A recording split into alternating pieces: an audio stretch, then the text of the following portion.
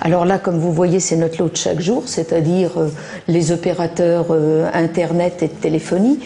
Alors ça, c'est un opérateur. Là, voici un deuxième Internet. Un autre opérateur de la téléphonie, Internet, téléphonie. Voilà, ce qui représente environ 3 mois là, de dossiers. Coupure de ligne, facturation de services non souhaités ou simple surfacturation, tels sont les problèmes récurrents des consommateurs de téléphone et d'Internet.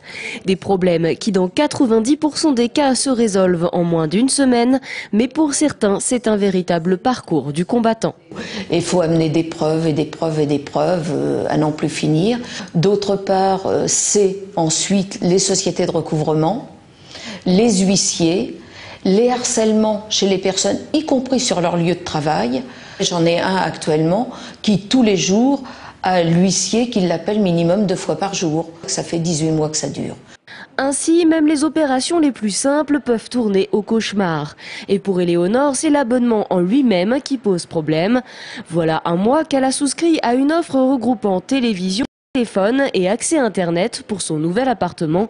Mais elle attend toujours l'ouverture de sa ligne. Le technicien est passé à mon domicile, mais il n'a pas pu m'ouvrir la ligne parce qu'il y avait un problème au niveau de l'adresse, il n'avait pas la bonne adresse. Donc du coup, il m'a invité à recontacter mon opérateur afin de voir avec lui pourquoi il y avait une erreur au niveau de l'adresse. Et depuis, donc, on m'avait certifié que mon cas allait être traité dans les plus brefs délais. Depuis, donc, j'attends toujours. Après de nombreux appels à leur opérateur, les consommateurs un peu perdus font donc appel à des associations. Mais malgré des contacts privilégiés et des lignes qui leur sont réservées, celles-ci ne résolvent pas tous les cas avec facilité.